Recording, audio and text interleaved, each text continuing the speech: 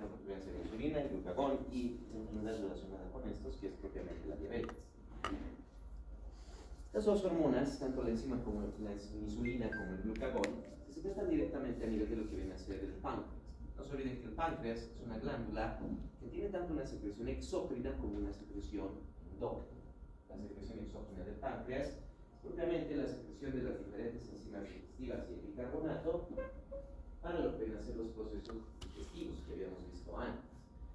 En cuanto a lo que viene a ser la secreción endocrina, esta proviene directamente de lo que vienen a ser los islotes de Langerhans, tomando en cuenta que la mayor parte del páncreas es propiamente los acinos pancreáticos que generan la secreción exócrina. Los islotes de Langerhans tienen un menor número, están más o menos en aproximadamente 1 a 2 millones los islotes de Langerhans, cada uno midiendo más o menos unos 0.3 milímetros de diámetro y están compuestos principalmente por 4 diferentes tipos de células, siendo en primer lugar las células alfa, que representan el 25% de la masa celular de los islotes de Langerhans y que secretan una hormona conocida como glucagón. Luego tenemos las células beta pancreáticas, que son más o menos el 60% de la masa celular de los islotes de Langerhans y que secretan tanto la insulina como la anilina. Luego tenemos las células delta, un 10% de la masa celular de los islotes de Langerhans y que se encarga de secretar lo que viene a ser la somatostatina, sí, la misma hormona, que viene a ser propiamente la que detiene la secreción de hormona de crecimiento por parte de lo que viene a ser la hipófisis. Y por último tenemos las células PP. Las células PP, que representan menos del 10% de la masa celular de los islotes de Langerhans, van a secretar lo que viene a ser el polipéptido pancreático. Cabe resaltar además que estas hormonas tienen un control directo entre ellas mismas y por los niveles de glucosa. Por ejemplo, cuando se secreta insulina, se inhibe al glucagón y viceversa. Al secretarse glucagón, se inhibe la secreción de insulina. La secreción de anilina puede inhibir a la secreción de insulina y la somatostatina puede inhibir tanto a la insulina como a la secreción del glucagón. A las dos directamente puede ir. Empezando con lo que viene a ser ahora la insulina. Esta hormona está principalmente relacionada con lo que viene a ser la abundancia del sustrato energético principal del cuerpo, propiamente la glucosa. Es la glucosa entonces la principal forma de control, tanto de secreción como de producción de la misma insulina.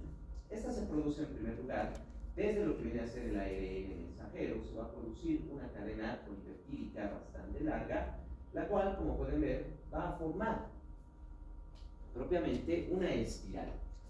La insulina es propiamente una hormona proteínica formada por 2 cadenas de aminoácidos unidas por puentes disulfuro. Pero todo viene directamente desde el ARN mensajero. Generando entonces esta cadena larga proteínica que va a dar una vuelta espiral y luego en la cual se va a formar lo que vienen a ser los puentes disulfuro, dándonos en primer lugar desde el ARN mensajero lo que viene a ser la preprohormona o preproinsulina, que es la cadena larga con los puentes disulfuro que aquí podemos ver. Luego viene la proinsulina, que es más o menos un 5 a 10% de la secreción misma de la insulina. Y por último, se va a desprender, se va a romper una parte de la cadena proteínica, dándonos lo que viene a ser el péptido C, que no va a tener una función, y quedan una cadena pequeña y una cadena larga de aminoácidos unidas por los 2 puentes disulfuro, la cadena pequeña siendo la primera cadena de 21 aminoácidos, la cadena larga siendo la segunda, compuesta por 30 aminoácidos, teniendo un puente disulfuro entre los aminoácidos 7 de cada cadena y luego otro entre el aminoácido 19 de la primera cadena y 20 de la segunda cadena. Este fragmento, que es el que va a formar propiamente la insulina, es la que va a tener función metabólica en el cuerpo, la que puede activar propiamente lo que vienen a ser los receptores de insulina. No dura mucho tiempo, ya que en el torrente sanguíneo existe una enzima, la insulinasa, que se encarga de degradar constantemente a la insulina, por lo tanto no tiene un efecto de largo tiempo. su semivida está aproximadamente entre lo que vienen a ser los 6 minutos, teniendo un promedio entre 10 a 15 minutos. Quiere decir que una vez que se secreta la insulina, solo va a tener funciones por unos 10 a 15 minutos. Si después de esos 10 a 15 minutos no se ha logrado controlar su estímulo inicial, que son propiamente los niveles de glucosa, se va a secretar mayor cantidad de insulina para ir disminuyéndola. Una vez que disminuyen los niveles de glucosa, desaparece el estímulo y se detiene la secreción de la hormona insulina. La insulina va a trabajar directamente sobre receptores en la pared de las células, en las membranas celulares. Pero estos receptores están conformados por diferentes estructuras. En primer lugar, en la parte externa de la membrana celular tenemos lo que vienen a ser propiamente las subunidades alfa, las cuales están unidos por puentes disulfuro a una subunidad beta, que es una proteína transmembrana, y la cual lleva esas señales de la activación de la insulina a lo que viene a ser un sustrato, que es la tirosina sinasa, la cual se va a encargar de estimular o propiamente activar el sustrato del receptor de insulina, o IRS, por sus siglas en inglés, y es este último sustrato receptor de insulina el que una vez activo se encarga de la fosforilación de vías enzimáticas dentro de la célula, generando entonces una activación metabólica. La insulina entra en contacto con lo que viene a ser la subunidad alfa. Una vez que se une al punto de unión de la subunidad alfa, la subunidad alfa se va a fosforilar, va a ganar un fosfato y va a activarse, que a través de los puentes disulfuro activa a la subunidad beta. Y una vez activada, una vez fosforilada la subunidad beta, esta es la que se va a encargar de activar lo que viene a ser propiamente la tirosina sinasa, la cual va a fosforilar al IRS, al sustrato del receptor de insulina, generando entonces lo que viene a ser la activación de este sustrato, que como acabamos de decir, va a encargarse de activar diferentes vías metabólicas dentro de la célula para generar estas funciones. Entre las funciones metabólicas principales que va a tener el sustrato del receptor de insulina está, en primer lugar, aumentar la captación de glucosa. A nivel de lo que viene a ser las membranas celulares, tenemos transportadores de glucosa, pero estos generalmente están inactivos, están cerrados. Necesitan propiamente del IRS activo, del sustrato receptor de insulina activo, para que puedan fosforilarse estos receptores y puedan permitir el paso de la glucosa desde el líquido extracelular hasta el líquido intracelular, generando entonces que la mayoría de las células del cuerpo capten una gran cantidad de glucosa, elevando inclusive la captación hasta el 80% en algunos tejidos, propiamente como ser el hígado y el músculo. El único lugar donde no actúa la insulina de esta manera es a nivel del sistema nervioso. Las neuronas ya son 100% permeables a glucosa. Sin necesidad de la insulina, las neuronas ya captan la totalidad de glucosa que necesiten y que puedan para poder generar energía, ATP. Debido a que las neuronas utilizan únicamente la glucosa como sustrato energético, estas células ya captan directamente a la glucosa, no necesitan de la insulina. En cambio, las demás células corporales, células epiteliales, musculares, endocrinas, etc., sí necesitan de la insulina para poder aumentar su captación, generando este estímulo que llega hasta un 80%. Al mismo tiempo, aumenta la permeabilidad a los aminoácidos, esto para poder activar propiamente muchas vías enzimáticas y la producción de proteínas. Por otro lado, también se encarga de la activación enzimática celular. En 10 a 15 minutos después de que se ha generado la unión de la insulina al receptor de insulina, ya tenemos propiamente un incremento metabólico dentro de la célula por la activación enzimática. El IRS se va a encargar de la fosforilación de grandes cantidades de proteínas, de enzimas dentro de las células, estimulando propiamente el metabolismo de lo que vienen a ser los carbohidratos, las proteínas y las grasas, generando síntesis de grasas, síntesis de aminoácidos, así como también la síntesis de glucógeno en muchas células para ir almacenando también la glucosa. Propiamente aumenta la transcripción del ARN. Más o menos horas o días después de la activación del receptor de insulina, el sustrato del receptor de insulina puede seguir activo dentro de las células, activándonos propiamente la transcripción genética y la traducción, incrementando la síntesis proteínica dentro de la misma célula. De forma específica, hablando de lo que viene a ser la función de la insulina sobre el metabolismo de los carbohidratos.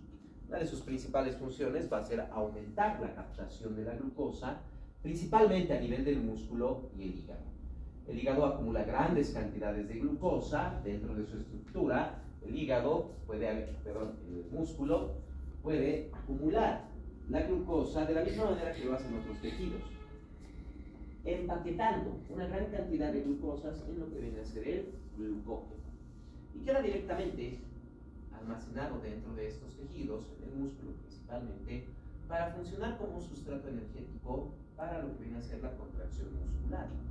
Esta mayor permeabilidad, que es 15 veces más lo que normalmente el músculo capta de glucosa sin necesidad de la insulina, puede permitir que el músculo tenga una gran cantidad de glucógeno almacenado, que le sirve como un sustrato energético en cualquiera de sus metabolismos, tanto la glucólisis como lo que viene a ser el metabolismo oxidativo. Claro que los músculos que no tienen una capacidad de contracción constante no tienen tanta facilidad de entrar al metabolismo oxidativo. Es por eso que el glucógeno puede entrar en glucólisis para la formación del ATP, pero no se olviden que este proceso, y como ya lo vieron también en Fisiología 1, produce una gran cantidad de ácido láctico. Entonces, el metabolismo anaerobio que se pueda generar en el músculo con la contracción muscular, el ejercicio, etc., va a producir ácido láctico, el cual empieza a acumularse entre las fibras musculares, generando cristales. Son básicamente el ácido láctico y la acidosis que se está generando en el líquido extracelular del músculo, lo que genera el dolor que nosotros percibimos con el ejercicio cuando no estamos habituados al ejercicio, lo que comúnmente conocemos como apurca. Luego tenemos también una gran cantidad de almacenamiento de glucosa dentro del mismo hígado. El hígado puede captar grandes cantidades de glucosa. La insulina lo primero que va a hacer es inhibir la fosforilasa hepática, que es la enzima del último paso de la que viene a ser la liberación de glucosa por parte del hígado, la glucogenólisis. Además, aumenta la captación de glucosa, estimulando más bien a la glucosinasa. Inhibe la fosforilasa hepática, esto detiene la liberación de glucosa por parte del hígado, y más bien estimula otra enzima dentro de las células hepáticas, la glucosinasa, que se encarga de fosforilar a la glucosa, formando lo que viene a ser la glucosa fosfato, para que ésta pueda empezar a empaquetarse en el glucógeno. Por otro lado, estimula a la glucógeno sintetasa, que va a tomar la glucosa que ya está fosforilada, que ya está lista y activa, y la va a empezar a empaquetar. Toma una gran cantidad de glucosas fosforiladas activas y las va a unir para formar lo que viene a ser el glucógeno. El hígado puede almacenar incluso hasta 100 gramos de glucógeno. Una sexta parte, un 5 a 6% de la masa total hepática es propiamente lo que viene a ser el almacenamiento de glucosa. Por eso el hígado, si es que alguna vez han comido hígado, tiene un sabor un poco dulce, que tiene una gran cantidad de glucosa almacenada dentro de sus células, en forma de glucógeno. Esto representa, en promedio, un 60% de la glucosa ingerida en la dieta. En promedio. Claro, hay personas que consumen menor cantidad de carbohidratos, hay personas que consumen mayor cantidad de carbohidratos. En el periodo entre comidas, como los niveles de glucosa son bajos en el torrente sanguíneo, no se secreta insulina. Todo este metabolismo se invierte. Como ya no está la insulina, se inactiva propiamente la glucosinasa y la glucógenosintetasa. Deja de sintetizarse glucógeno. Y más bien se estimula la fosforilasa hepática, degradando la glucosa, dándole el fosfato y permitiendo que ésta pueda salir al torrente sanguíneo. Así que en el periodo interdigestivo, inmediatamente se genera una liberación de glucosa por parte del hígado para ir controlando los niveles de glucosa sanguíneos y mantener una buena cantidad de energía en el cuerpo. Además, que inhibe propiamente a la gluconeogenia, evitando la transformación de ácidos grasos y de aminoácidos también en glucosa, favorece más bien su transformación de la glucosa en ácidos grasos. Si es que el hígado ya cumple por completo su almacenamiento de glucógeno, quiere decir, si las células hepáticas ya no pueden almacenar más glucosa en forma de glucógeno, la glucosa excedente va a empezar a ser transformada en ácidos grasos para formar lo que vienen a ser los triglicéridos. Y a partir de esa formación de triglicéridos, acumularlos dentro de lo que es el tejido adiposo. No solo pasa esto con la glucosa, también con los aminoácidos en exceso. Por lo tanto, también tiene un metabolismo sobre las grasas. Va a generar un estímulo directamente en lo que viene a ser la síntesis y el depósito de los lípidos cuando ya se han cumplido los almacenamientos de glucógeno hepático. Va a activarse tres vías. En primer lugar, se activa la vía glucolítica, la cual va a transformar la glucosa en acetilcoenzima A mediante lo que viene a ser la enzima piruvática. Luego se activa la vía del ciclo del ácido cítrico, o propiamente el ciclo de Krebs, el cual se va a encargar de tomar la acetilcoenzima A, que es el principal sustrato energético del ciclo de Krebs para la formación de ATP y de calor, y a través de lo que viene a ser la coenzima A carboxilasa, transforma la acetilcoenzima A en malonilcoenzima A. Las células hepáticas pueden tomar la malonilcoenzima A y empezar a transformarlas en triglicéridos. De esta manera se van generando ácidos grasos. El hígado va a tomar tres ácidos grasos, unirlos al glicerol para formar propiamente un triglicérido, que puede acumularse dentro de las mismas células hepáticas o movilizarse por el cuerpo para ir acumulándose a nivel del tejido adiposo, las células del tejido adiposo, los adipocitos. Por otro lado, la presencia de insulina también reduce la lipólisis. Dentro de los tejidos corporales y principalmente a nivel de lo que viene a ser el tejido celular subcutáneo, o sea, el tejido graso, existe una enzima, la lipasa sensible a insulina, que cuando está presente la insulina, la lipasa no funciona. Así que, cuando hay secreción de insulina, el hígado capta glucosa, el exceso de glucosa se va a transformar en triglicéridos, y estos triglicéridos van a acumularse a nivel del tejido adiposo. Está inhibida la lipasa. Pero una vez que desaparece la insulina, la lipasa se activa. No solo se detiene la captación de glucosa por parte de los tejidos y el hígado, empieza a liberarse, sino que al mismo tiempo, como ya no hay insulina, se activa la lipasa sensible a insulina y empieza a generarse una lipólisis. O sea, empieza a descomponerse el tejido adiposo. La lipasa se va a encargar de sacar del tejido adiposo todos los ácidos grasos para que empiecen a circular por el torrente sanguíneo. Esto puede activar la vía de la carnitina. Los ácidos grasos pueden empezar a transformarse en un sustrato energético a nivel del torrente sanguíneo y en los líquidos corporales para formar rudimentariamente ATP a través de la vía de la carnitina. El problema es que esta transformación de grasas en energía a través de la vía de la carnitina genera un producto metabólico, el ácido acetoacético, que empieza a acumularse dentro del torrente sanguíneo, formando lo que vienen a ser los cuerpos cetónicos. Este efecto de cetosis va a ir generando la acumulación de estas grandes cantidades de cuerpos cetónicos, que son ácido acetoacético, a nivel del torrente sanguíneo, generando una acidosis metabólica. Eso en caso de que haya una reducción de largo tiempo de lo que viene a ser la insulina. Sobre lo que viene a ser el metabolismo proteínico. La insulina va a estimular la síntesis y depósito de proteínas, generando en primer lugar un estímulo en el transporte de aminoácidos, aumenta la traducción, aumenta la transcripción genética. Para que haya mayor síntesis de proteínas, se necesita gran cantidad de ARN mensajero, que los ribosomas empiecen a activarse en mayor cantidad. Y al mismo tiempo, reduce el catabolismo proteico. Y creo que habíamos visto una hormona que tiene las mismas 4 funciones a nivel de las proteínas, ¿verdad? ¿Verdad? No se acuerdan. La primera hormona que hemos estudiado, la hormona de crecimiento, tiene exactamente las mismas funciones a nivel proteínico, estimulando el transporte de aminoácidos, aumenta la traducción, aumenta la transcripción y reduce el catabolismo proteínico. Exactamente las dos hormonas tienen la misma función, generando entonces la insulina una sinergia con la hormona de crecimiento. Quiere decir, como podemos ver aquí, la hormona de crecimiento puede estimular el crecimiento de los tejidos por la acumulación de proteínas, lo mismo que la insulina.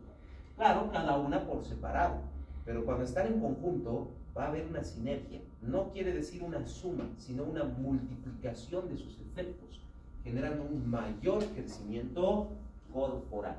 Es por eso que una de las funciones de la hormona de crecimiento que habíamos visto era el estimular la secreción de insulina, para que de esta manera pueda incrementarse el efecto anabolizante de la hormona de crecimiento, generando entre los dos un incremento en gran cantidad de lo que viene a ser el crecimiento y desarrollo de los tejidos corporales.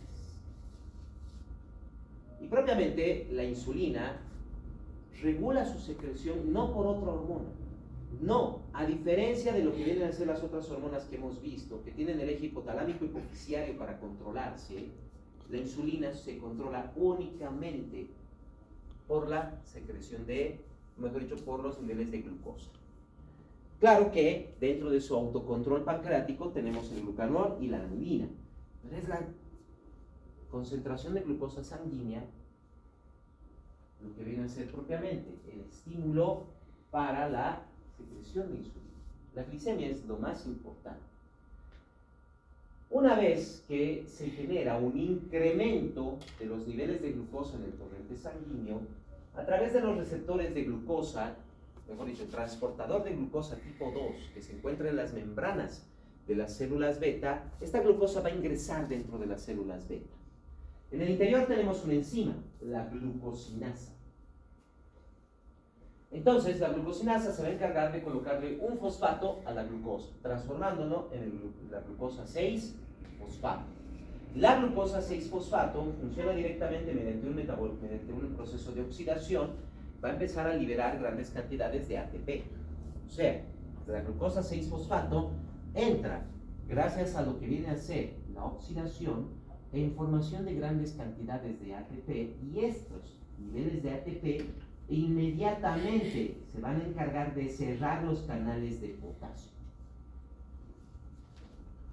O sea, la elevación de glucosa en el torrente sanguíneo hace que haya gran cantidad de ATP dentro de la célula beta. El ATP va a cerrar los canales de potasio. Como ya no está fluyendo el potasio, la membrana se hiperpolariza. Perdón, se despolariza. Como ya no hay el flujo del potasio, la membrana se despolariza porque van a permanecer abiertos los canales de sodio. Y al despolarizarse, va a generar la apertura de canales de calcio. Ingresa el calcio del líquido extracelular al intracelular y dentro de la célula vamos a encontrar una gran cantidad de vesículas secretoras con insulina. Así que ni bien entra el calcio, estas vesículas se adhieren a la membrana celular y empiezan a liberar insulina, generando obviamente entonces esa secreción de insulina. Son obviamente los niveles de glucosa entonces los que van a determinar la cantidad de insulina que se va a ir secretando. Cabe resaltar que la insulina se está produciendo todo el tiempo. El ARN mensajero todo el tiempo está produciendo insulina y está generándose dentro de los ribosomas y el aparato de Golgi la producción y empaquetamiento de la misma insulina. Así que ni bien entra el calcio, empieza a secretarse. Pero como habíamos visto hace un momento, la insulina solo tiene una vida media de 10 a 15 minutos. Dura muy poco tiempo, gracias a la insulinasa. Lo que quiere decir que una vez que se libera insulina, va a empezar a modificarse los niveles de glucosa. Si en 10 a 15 minutos todavía no han disminuido los niveles de glucosa, van a seguir ingresando dentro de la célula, va a permanecer abierto el canal de calcio, permitiendo que siga secretándose insulina. En el momento en que los niveles de glucosa ya están bajos, ya no hay glucosa que esté ingresando dentro de la célula beta. Se detiene por completo toda esta vía metabólica y reduce el ATP, lo que abre el canal de potasio y empieza a repolarizar a la membrana. Y una vez repolarizada, se cierra el canal de calcio. Y sin el calcio, ya no hay secreción de insulina.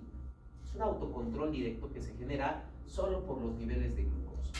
El aumento de la glicemia puede incrementar inclusive la secreción de insulina hasta 10 veces las cantidades regulares. Esto por unos 3 a 5 minutos. Si después de ese tiempo los niveles de glucosa siguen elevados, sigue secretándose insulina ya en una menor cantidad, pero llegando inclusive a unos niveles de 5 a 10 minutos y una nueva secreción de insulina a los 15 minutos, generando una meseta en 2 a 3 horas. En otras palabras, se genera propiamente un incremento de la glucosa y se va a secretar insulina cada 10 o 15 minutos hasta que los niveles de glucosa vuelvan a sus niveles basales, vuelvan a los niveles normales. Este periodo toma más o menos unas 2 a 3 horas, dependiendo la cantidad de glucosa que se ha ido consumiendo. Si bien la glucosa es la principal molécula que controla propiamente la secreción de insulina, pero también se puede controlar por otras funciones. Aminoácidos como la arginina y la lisina también pueden generar ATP dentro de las células beta, generando también el cierre de los canales de potasio y permitiendo la secreción de insulina. Algunas hormonas gastrointestinales, como lo que viene a ser la secretina, que no solo va a estimular la secreción exócrina pancreática, sino que también puede estimular la secreción endócrina, estimulando también una pequeña cantidad de secreción de insulina. La noradrenalina, así como también el mismo sistema endócrino por parte de la hormona de crecimiento, el colesterol, la progesterona y los estrógenos. Estas 4 hormonas lo que hacen es elevar levemente los niveles de glucosa. Al elevar los niveles de glucosa, estimulan la secreción también de insulina, como habíamos visto con la hormona de crecimiento, que sube los niveles de glucosa en el torrente sanguíneo, lo que estimula la secreción de insulina, y eso le sirve a la hormona de crecimiento para generar esa sinergia que habíamos visto para el desarrollo y crecimiento de los tejidos corporales. Por otro lado, tenemos el glucagón. El glucagón es propiamente la hormona opuesta a la insulina. La insulina se encarga de bajar los niveles de glucosa en el torrente sanguíneo, permitiendo que la glucosa ingrese dentro de los tejidos, principalmente a nivel del músculo y el hígado, y en el hígado además permite su almacenamiento, la transformación de la glucosa en el glucógeno. El glucagón es lo contrario, sube más bien los niveles de glucosa sanguíneos. El glucagón es una hormona proteínica de una sola cadena formado por 29 aminoácidos. Eleva los niveles de glucosa en sangre. Tiene una función principalmente a nivel hepático, estimulando la glucogenólisis. Cuando reducen los niveles de glucosa, se detiene por completo el estímulo de la insulina. Lo que quiere decir, ya no capta el hígado glucosa y ya no transforma la glucosa en glucógeno, ya no lo empaqueta. Se detiene propiamente la glucosinasa, se detiene lo que viene a ser inclusive la glucógeno sintetasa. Más bien, se activa la fosfatasa. Y el glucagón, además, puede generar un mayor estímulo en la, podríamos decir, el desenriquetamiento, propiamente el metabolismo del glucógeno, para que empiece a liberarse grandes cantidades de glucosa. El glucagón ingresa dentro de las células hepáticas, se va a encargar, primero, de activar una enzima, la adenilato ciclasa, que va a encargarse de generar grandes cantidades de AMP cíclico. El AMP cíclico va a activar la proteína reguladora de la proteína sinasa, la cual se encarga la proteína sinasa de activar lo que viene a ser la fosforilasa B sinasa, que nos va a transformar a la fosforilasa B en fosforilasa A. Y la fosforilasa A toma el glucógeno y lo empieza a romper, empieza a liberar la glucosa 1-fosfato. Y por último, la fosforilasa hepática va a tomar la glucosa 1-fosfato, le va a quitar el fosfato y ahora solo queda la glucosa. Y esta glucosa empieza a salir de la célula hepática hacia el torrente sanguíneo. Muy importante tomar en cuenta que esto no es la vía de la carnitina, no está activándose la transformación directa de las grasas o de otras moléculas en glucosa. Es solo la descomposición del glucógeno para que empiece a liberarse glucosa. Y básicamente es un mecanismo amplificador. Una sola molécula de aldehidrato ciclasa genera varias moléculas de AMP cíclico. Cada molécula de AMP cíclico activa varias proteínas quinasas y va amplificándose. Así que pequeñas cantidades de glucagón pueden generar propiamente la liberación de grandes cantidades de glucosa por parte del hígado. Que no se olviden, el hígado puede acumular hasta 100 gramos de glucosa. Todo esto puede liberarse gracias al efecto del glucagón. Otros efectos que va a tener a nivel corporal va a ser propiamente la activación de la lipasa en los tejidos adiposos, no solo por la disminución de insulina, que es la lipasa sensible a insulina, sino que el glucagón también puede activar otra molécula lipasa, estimulando también la descomposición del tejido adiposo para que pueda liberarse gran cantidad de ácidos grasos hacia el torrente sanguíneo y que estos puedan transformarse también en energía. Ahí sí se puede generar la activación de la vía de la carnitina, generándonos entonces el ácido acetoacético. Reduce los depósitos hepáticos de triglicéridos gracias a la activación de la lipasa. Genera también una contracción cardíaca, igual, porque hay una gran cantidad de grasas circulando en el torrente sanguíneo.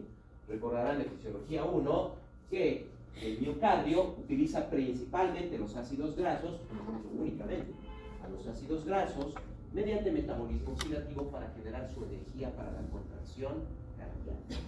Así que el corazón es uno de los músculos o órganos que va a estimularse por una gran cantidad de ácidos grasos circulando en el torrente sanguíneo, efecto que tiene el glucagón.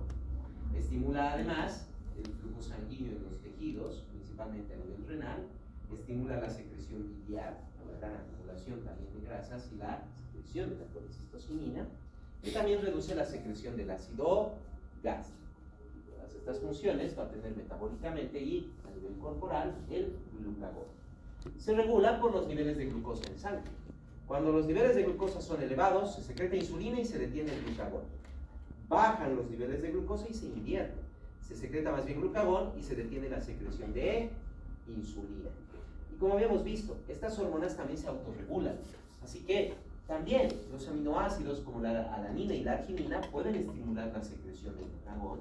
El ejercicio, porque a medida que hacemos ejercicio, va consumiéndose glucosa, reduciendo los niveles de glucosa en la sangre y estimulando la secreción de glucagón.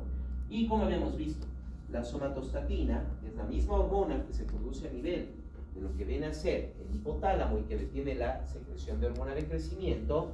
La somatostatina pancreática, que proviene de las células beta del páncreas, detiene también la secreción tanto de insulina como de glucagón. Estas células van a liberar somatostatina a nivel pancreático, bloqueando por completo el efecto de las células alfa, que son las que producen glucagón, y de las células beta, que son las que producen insulina. Hasta este punto, ¿alguna duda que tenga?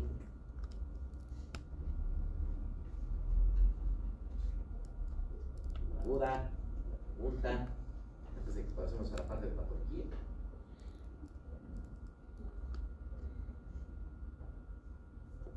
Bueno. La alteración que vamos a encontrar dentro de lo que viene a ser la secreción pancreática es propiamente la patología más común, la diabetes mellitus. Un pequeño detalle. Diabetes significa incremento de glucosa en el torrente sanguíneo, o sea, hiperglicemia. Pero hay múltiples formas de diabetes. Tenemos, por ejemplo, la diabetes gestacional, o sea, el embarazo. La diabetes suprarrenal, que habíamos visto en la anterior clase con lo que venía a ser el aumento de cortisol. Tenemos la diabetes insípida, que se debe por deshidratación. Si la sangre está concentrada, todos los elementos que están dentro de la sangre también están liberados, como lo que viene a ser la glucosa. En este caso, cuando hablamos de diabetes mellitus, Estamos hablando propiamente de la diabetes que se produce por efecto de alteración de la secreción o función de la insulina. No se olvide, hay múltiples formas de diabetes, pero diabetes mellitus es la que está relacionada con la secreción y función de la insulina. Y tenemos dos tipos de diabetes mellitus, la diabetes mellitus tipo 1 y la diabetes mellitus tipo 2. La tipo 1, también conocida como diabetes mellitus insulino dependiente, y la tipo 2, también conocida como diabetes mellitus no insulino dependiente.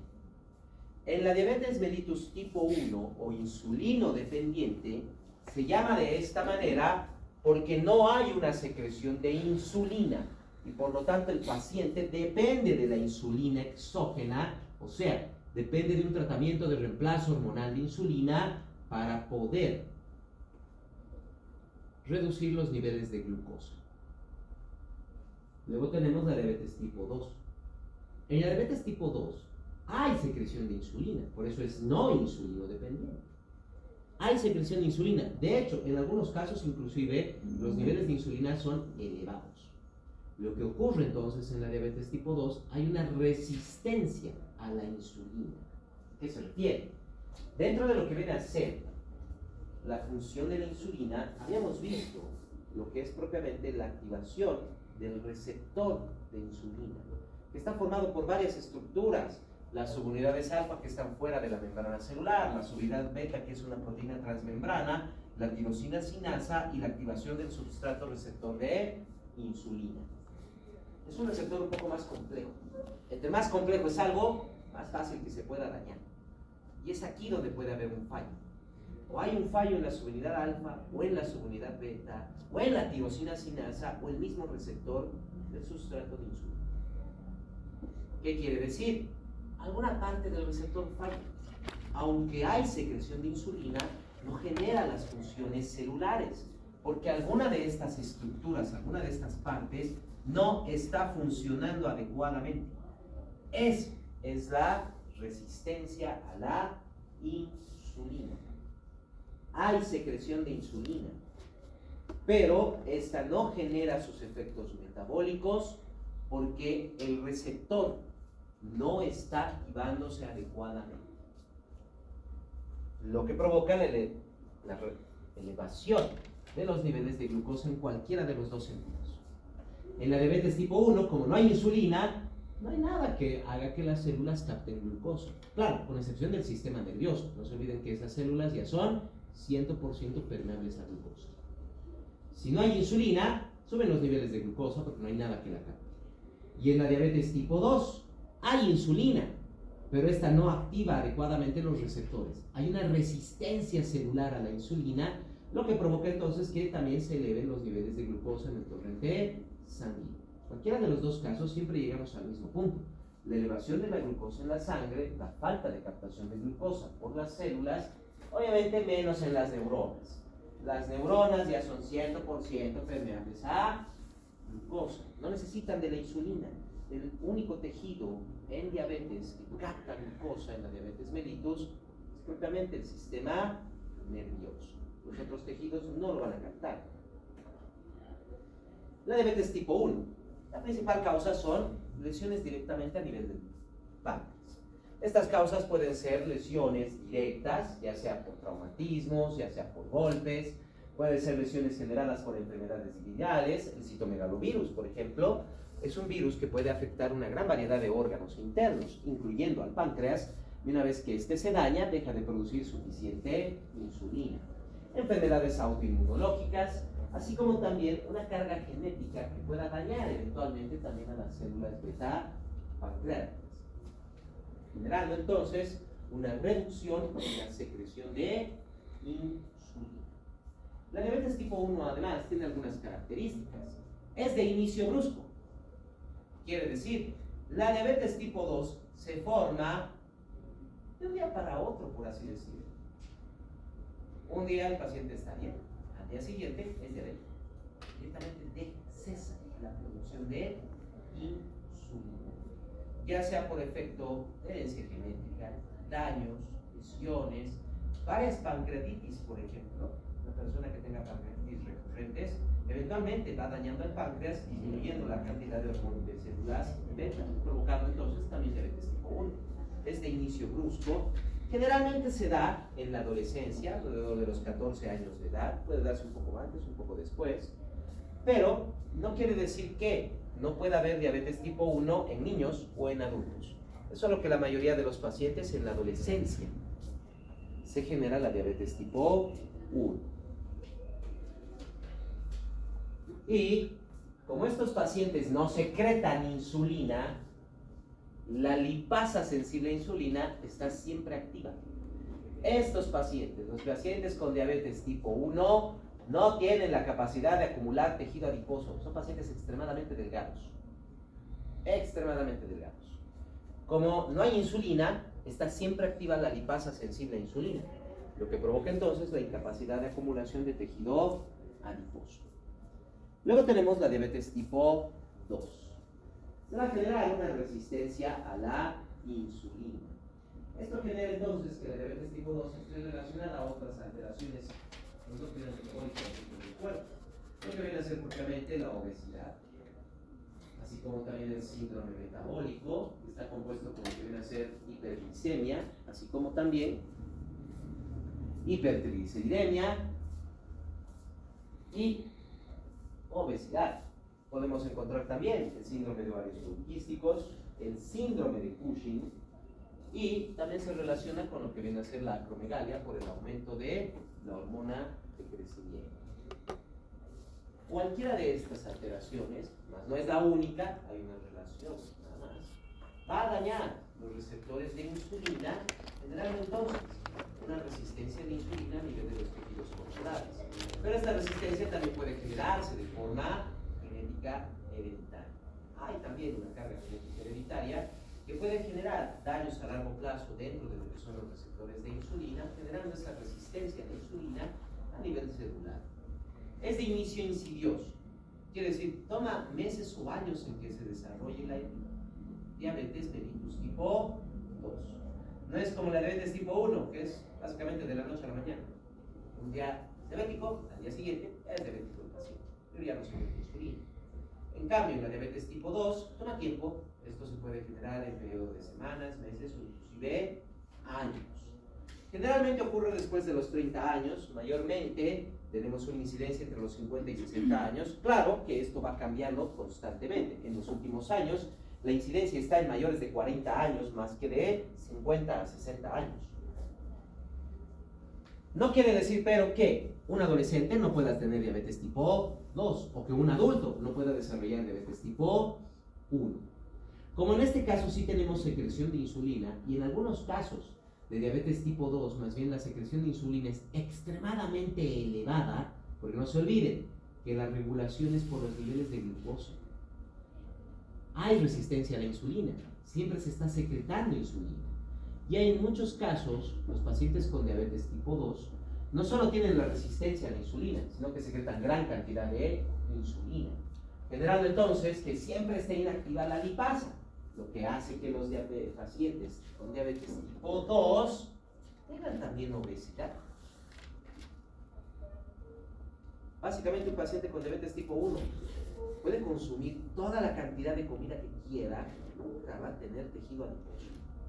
Sí, van a subir los niveles de glucosa y va a tener daños, pero no acumula tejido adiposo. Y el paciente con diabetes tipo 2, aunque coma solo ensaladas, igual está acumulando tejido adiposo, porque la lipasa no está activa. Cualquier pequeña cantidad de grasa se acumula. Se acumula. Y no se olviden que el exceso de glucosa estimula también la transformación de la misma en ácidos grasos. Este exceso de secreción de insulina con el tiempo puede dañar la célula beta pancreática, lo que provoca que la diabetes tipo 2 se transforme en diabetes tipo 1. Si un niño nace con diabetes, entonces tiene que ser diferente. No necesariamente, hay que ver si secreta o no secreta insulina. Porque podemos tener diabetes gestacional. La diabetes del embarazo es una cosa, la diabetes gestacional es la que está con el bebé. Y a veces el bebé puede nacer con diabetes, pero hay que ver si es tipo 1, no produce insulina, o es tipo 2, no tiene un efecto de insulina sobre los receptores. Como les decía, con el paso del tiempo, las células beta tienen un funcionamiento tan elevado, tan amplio de producción de insulina, que llegan a dañarse, provocando entonces que empiecen a disminuir los niveles de insulina en el torrente sanguíneo, pasando de una diabetes tipo 1, tipo 2 a una diabetes tipo 1, pasando de una diabetes no insulino dependiente a una diabetes insulino dependiente. ¿Y qué signos y síntomas nos va a presentar la diabetes? En primer lugar, mayor signo siempre va a ser la hiperglicemia. El aumento de los niveles de glucosa por encima de los 120 a 140 miligramos por decilitro. Ojo, esto depende mucho de la literatura. En muchos textos van a encontrar, bueno, actualmente se está eliminando lo que viene a ser el término prediabetes. De ahora en adelante se está manejando el término diabético o no diabético. Y en muchos textos, por eso mismo, van a encontrar que los niveles de límites de glucosa son los 120 miligramos por decilitro. Así que arriba de 120 miligramos ya se considera diabetes. Pero aún puede que se encuentren en algún lugar con el manejo anterior que teníamos, arriba de 140 miligramos por decilitro para el diabetes. Y los niveles entre 120 a 140 eran propiamente lo que se consideraba como prediabetes. Que, vuelvo a repetir, se está empezando a eliminar. Porque inclusive ya los pacientes con 120 a 140 miligramos por decilitro, lo que viene a ser conocida antes como la prediabetes, a estos pacientes ya se les da directamente un tratamiento y además una modificación de dieta. O sea, básicamente se los trata como diabetes. Por eso es que actualmente se está empezando a eliminar el término de prediabetes. Solo se lo está manteniendo como diabetes o no, y el límite está poniéndose en los 120 miligramos por decilitro. Eso, como les decía, depende mucho de la literatura y de los médicos con los que vayan a estar. Además de la hiperglicemia, otro de los signos característicos es la glucosemia, la presencia de glucosa en la orina, que, como ustedes recordarán, siempre que haya más de 180 miligramos por decilitro de glucosa en la sangre, esta empieza a liberarse a través de la orina. Lo que nos indica, en estado de ayunas, por ejemplo, la primera orina de la mañana y en ayunas, si ya se tiene ahí presencia de glucosa, el paciente está con más de 180 miligramos por decilitro en un periodo de ayunas, lo que nos indica diabetes también. ¿A qué se refiere en primer lugar? A ayunas, y eso es muy importante. Los niveles de glucosa se los debe ver en ayunas, quiere decir mínimamente 6 a 8 horas sin haber comido. Eso no quiere decir directamente a primera hora de la mañana. Si nosotros tenemos un paciente que está con elevación de glucosa y necesitamos saber si es diabetes o no es diabetes, cuál puede ser el mecanismo, y lo tenemos, por ejemplo, a las 10 de la mañana, no le doy comida hasta las, por lo menos, 4 de la tarde, pero de preferencia hasta las 6 de la tarde. Y a las 4 o 6 de la tarde le tomo una muestra de sangre. El paciente ya va a estar en ayunas. No necesariamente solo después de dormir. Son 6 a 8 horas que no debe haber alimentación. Nada más. El efecto de lo que viene a ser el aumento de glucosa en el torrente sanguíneo es lo que nos va a dar los síntomas característicos de la diabetes. En primer lugar, el exceso de glucosa, cuando ya está por encima de los 180 miligramos por decilitro, va a haber glucosuria, lo que significa una diuresis osmótica. A medida que va saliendo la glucosa a través de lo que es el glomérulo y la cápsula de Bowman, está arrastrando consigo gran cantidad de agua. Y como las células de los túbulos renales no pueden absorber más de 180 miligramos por decilitro de glucosa, lo que va a pasar es algo simple. Va a haber presencia de glucosa en la orina, que tiene un efecto osmótico, llevándose consigo gran cantidad de agua. Como se está llevando consigo gran cantidad de agua, genera en primer lugar deshidratación tisular. Porque no se olviden que la glucosa también va a estar en exceso en el torrente sanguíneo. Así que ya de por sí está arrastrando gran cantidad de agua dentro de la sangre. Por eso muchos pacientes diabéticos también cursan con hipertensión, aumento de volumen circulatorio. Esto deshidrata los tejidos y cuando esa deshidratación tisular está en el cerebro, se genera una gran cantidad de sed, lo que hace que el paciente consuma gran cantidad de agua, polidipsia. La diuresis osmótica y el aumento del volumen circulatorio y la gran cantidad de sed que tiene el paciente hace que el paciente elimine gran cantidad de orina, poliuria. Y además, como no hay insulina, y no se olviden que en pacientes adultos los niveles de hormona de crecimiento son bajos, lo que provoca que se desaparezcan grandes cantidades de proteínas corporales. Esto hace que el paciente tenga la necesidad de consumo de mayor cantidad de alimentos para ir reemplazando esos depósitos proteínicos. Polifagia. Las 3 P's. Los síntomas clínicos característicos de la diabetes. No se olviden. Poliuria, polidipsia, polifagia. Las 3 P's. Si no tiene estas 3, tiene niveles elevados de glucosa, no es diabetes mellitus. Puede ser diabetes insípida, puede ser diabetes gestacional si es que el paciente no sabe que está embarazado. Puede ser diabetes suprarrenal, puede ser cualquiera de otros tipos de diabetes. Pero si están presentes niveles elevados de glucosa en ayunas, polidipsia, poliuria y polifagia, 100% seguro que eso es diabetes mellitus. Ya de ahí solo hay que ver niveles de insulina y obviamente las características físicas del paciente.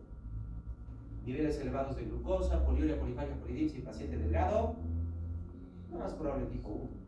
Paciente obeso, lo más probable tipo 2. Pero claro, tal vez está iniciando, todavía no ha perdido peso, todavía no ha acumulado peso. Ahí vemos los niveles de insulina. Si están bajos, diabetes tipo 1. Si están normales o elevados, diabetes tipo 2. Eso para lo que viene a ser el diagnóstico. Eventualmente, como no se tiene un funcionamiento de la insulina, los ácidos grasos empiezan a transformarse propiamente en energía a través de la vía de la carnitina, lo que nos lleva a la acidosis metabólica, como habíamos visto. La formación de ácido acetoacético que empieza a acumularse en la sangre generando los cuerpos cetónicos. Y esto va a generar una acidosis metabólica. Y estos cuerpos cetónicos pueden sentirse a través de la respiración. El ácido acetoacético y los cuerpos cetónicos empiezan a liberarse a través de la respiración. O sea, el paciente adquiere un aliento a acetona. Si quieren saber más o menos cuál es ese olor, si algunos conocen o lo han olido alguna vez, es el olor de manzanas en descomposición. Pero para ser más precisos, la acetona es el componente del quitasmantes de uñas. O sea, básicamente todas las mujeres conocen este olor. El quitasmantes de uñas es acetona. Ese olor es lo que vamos a percibir en el aliento del paciente. Cuando el paciente nos habla o directamente le pedimos que sople, inhale profundamente y sople, y sentimos el olor a acetona, el olor a quitasmantes de uña en el aliento del paciente, este paciente está en acidosis metabólica. Está en un estado de cetoacidosis. Y si a eso lo combinamos con la deshidratación formada por la hiperglicemia, la acidosis más deshidratación, eso es lo que nos genera el coma diabético. Eso es lo que nos va a generar el coma diabético. Y la alta probabilidad de que el paciente tenga daño corporal, principalmente a nivel renal y a nivel cerebral. Y esas lesiones se generan también de forma crónica. Igual, es el efecto osmótico de la glucosa. Los niveles elevados de glucosa en el torrente sanguíneo están elevando propiamente lo que viene a ser la osmolaridad de la sangre. Y al generar este aumento osmótico del torrente sanguíneo, está captando gran cantidad de agua. En los tejidos corporales genera deshidratación y es lo que nos va a generar la polidipsia. Pero a nivel de los vasos sanguíneos, las células endoteliales van a tener una amplia pérdida de agua por ese efecto osmótico. Ese efecto osmótico es lo que nos va a empezar a dañar el endotelio y los tejidos. La lesión tisular por el efecto de la diabetes. Esa lesión tisular se genera directamente a nivel de los vasos sanguíneos. Provoca una reducción del flujo sanguíneo en múltiples tejidos. Lo que puede provocar, primero, el pie diabético, infartos, ictus también puede generar inclusive insuficiencia renal y característicamente lo que es la retinopatía diabética que puede llevar o tener como consecuencia la ceguera. ¿Qué es lo que está pasando?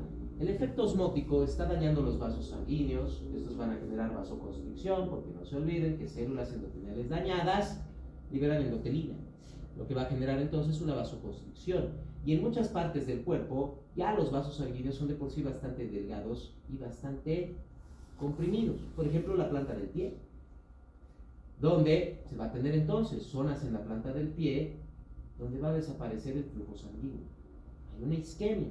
Esa isquemia empieza a lesionar el tejido, provocando una necrosis y posteriormente una gangrena, que como es un tejido que no está recibiendo flujo sanguíneo, también se encuentra completa y totalmente insensible, haciendo que los pacientes no perciban esas úlceras que se están produciendo a nivel del pie, y es donde empieza a generarse la necrosis y la gangrena en el pie, generando el pie diabético, empezando propiamente con una lesión cerrada, ese es el grado 0.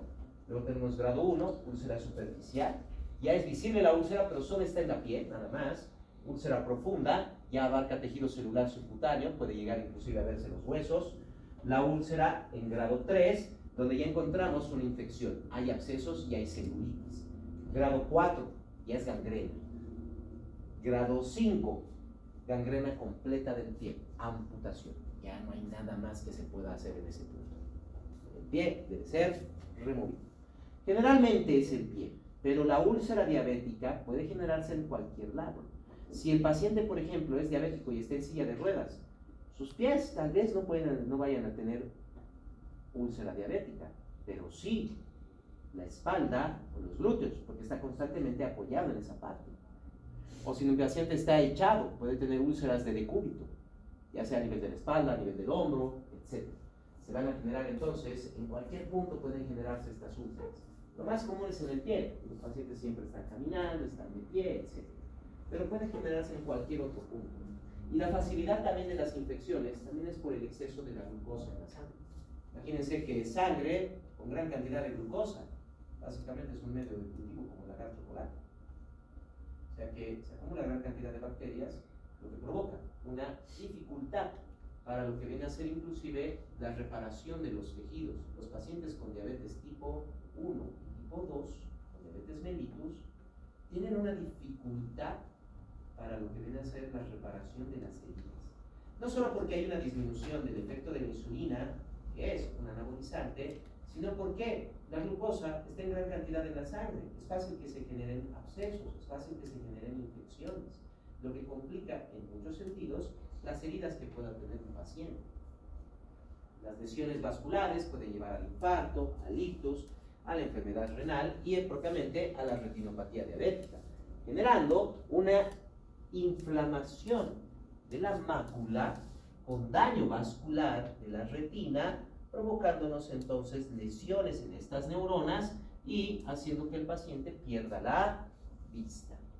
Esa es la retinopatía diabética. Obviamente que también vamos a tener hipertensión, así como también una exacerbación en lo que viene a ser la aterosclerosis. Los daños endoteliales van a permitir la acumulación de placas ateromatosas y propiamente también la formación de tromboembolismos dentro del torrente sanguíneo, los cuales pueden coadyuvar en lo que viene a ser el ictus, el infarto, el pie diabético, etc. Entonces, propiamente las diferentes lesiones que se van a generar. Y a nivel del sistema nervioso, como los he estado repitiendo varias veces, las neuronas ya son 100% permeables a glucosa. No necesitan de la insulina para captarla. Pero sí se genera algo muy importante. Cuando tenemos diabetes, quiere decir que el sistema nervioso es el primer órgano, son las primeras células que van a captar esa glucosa. Y al captarla, la transforman en energía, lo que provoca entonces que el sistema nervioso empiece a hiperactivarse. Se genera entonces lo que es la neuropatía diabética.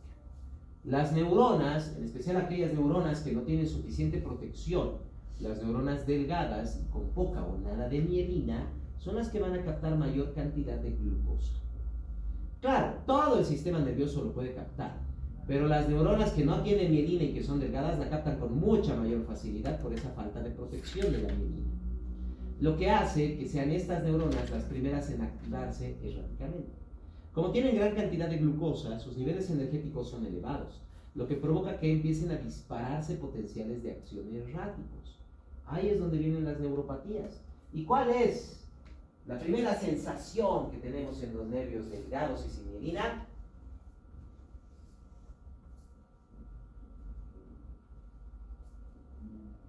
Primario del primer parcial. ¿Cuáles son nuestras vías delgadas y sin mielina?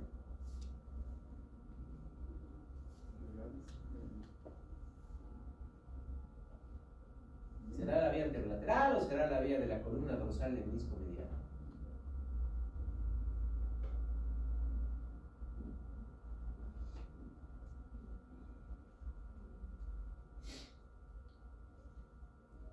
Pues las vías sensitivas principales que vienen de receptores, no se olviden que es la columna dorsal del menisco mediano, nervios gruesos y mielinizados.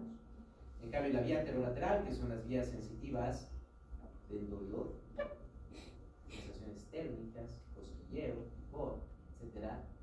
Esas son vías delgadas y sin mielina. Y dentro de esas sensaciones, ¿cuál es la principal? El dolor. Entonces, ahí es donde aparece la neuralgia diabética. La neuropatía diabética puede empezar como neuralgia. Quiere decir, son vías neuronales del dolor que empiezan a liberar potenciales de acción erráticos, generando entonces que la persona sienta dolor.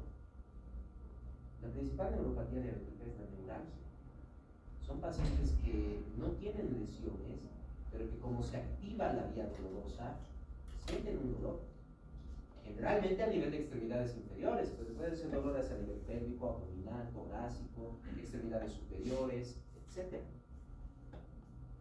Y si bien la más común es la neuralgia, pero también pueden haber neuropatías, por ejemplo, térmicas, donde el paciente siente frío o siente calor, neuropatías donde el paciente siente cosquilleo, picor, cualquiera de las sensaciones que están dentro de la vía anterolateral, y en algunos casos puede generarse inclusive neuropatías motoras a través del sistema nervioso autónomo, alterando, por ejemplo, la función digestiva, generando tal vez diarrea, generando tal vez estreñimiento, etc.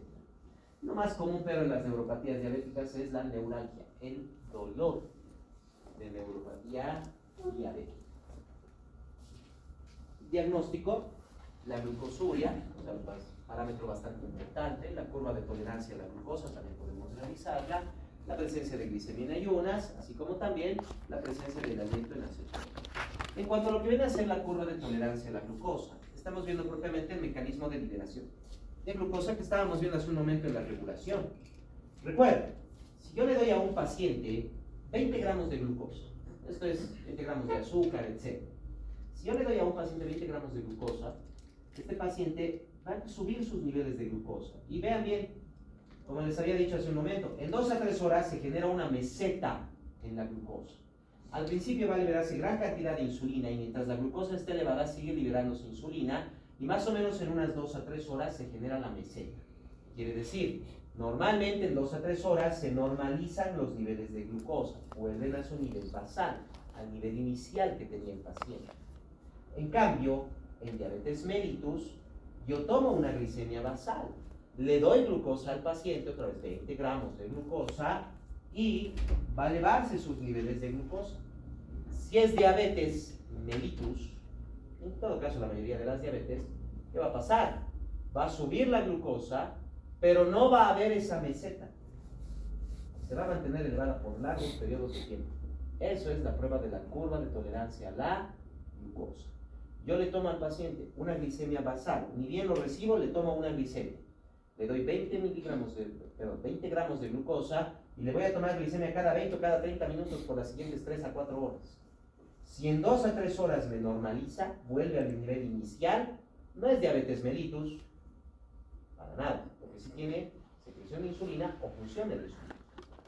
Pero si en 2 a 3 horas, incluso más, no me normaliza, siguen elevados los niveles de glucosa, ahí estamos hablando de lo que viene a ser ya la diabetes mellitus. Tratamiento. Bueno, en la diabetes... O TH también modifica en diabetes mellitus, porque no TH. Modifica en cualquier tipo de diabetes porque puede llevar a la cetoacidosis y al coma, porque genera acidosis de camino. es algo característico, por así decirlo. Aparte, si ya tienes una cetoacidosis, el paciente está descompensándose. Es mucho más severo el caso, hay que tener mucho cuidado, porque si está con deshidratación y la cetoacidosis, entra en coma directo. Entra en coma. Es ya directamente un signo, podríamos decir, de alarma la acidosis. Tratamiento para diabetes tipo 1. Bueno, por algo se llama diabetes mellitus insulino dependiente. O sea, como no hay una secreción de insulina, estos pacientes requieren necesariamente de la secreción de insulina. Y como no la tienen, tenemos que darles esa insulina. Es ahí donde tenemos lo que viene a ser propiamente la utilización de insulina exógena. Cabe resaltar que tenemos diferentes formas de insulina. Insulina cristalina, tenemos las insulinas de depósito, etc.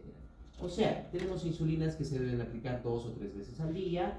Tenemos la glargina que se aplica de depósito, solo es una aplicación diaria y se va liberando constantemente durante el día la insulina. Pero debemos tratarlos con insulina. La obtenemos propiamente, como ya les había explicado antes, de ingeniería genética. La obtenemos propiamente de lo que viene a ser la terapia de ADN recombinado.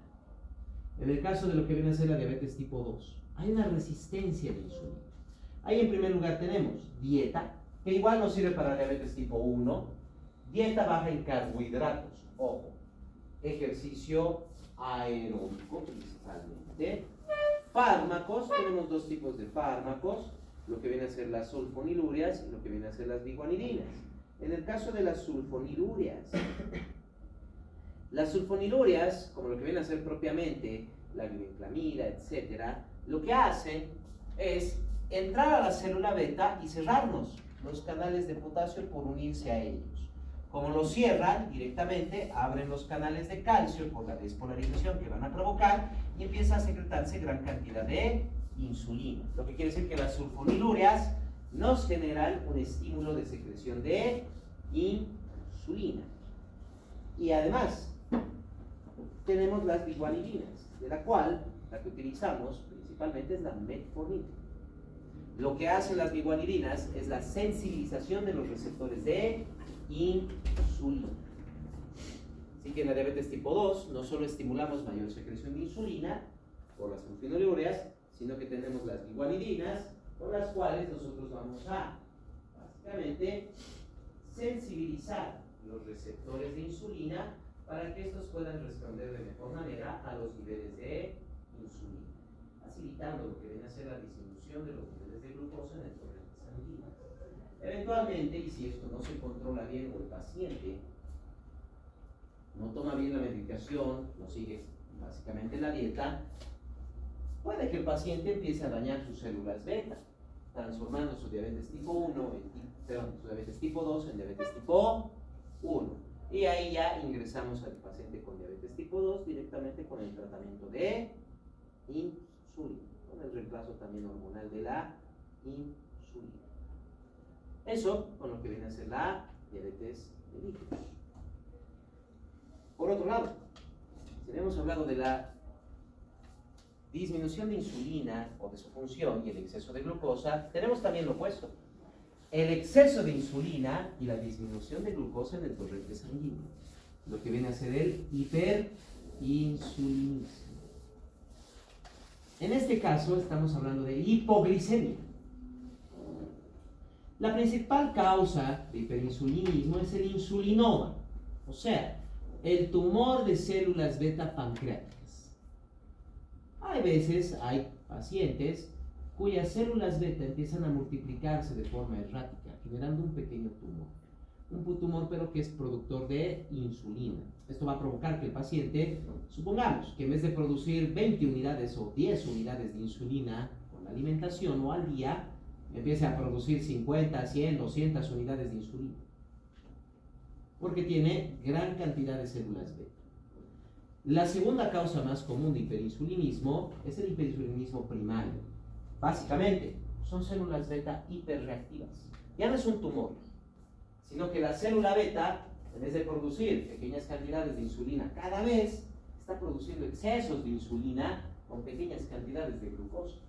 Igual, en vez de producir 10 unidades de insulina, nos produce 200, nos produce 100 unidades de insulina, con los niveles de glucosa que cualquier otra persona solo produciría 10 o 12, nada más.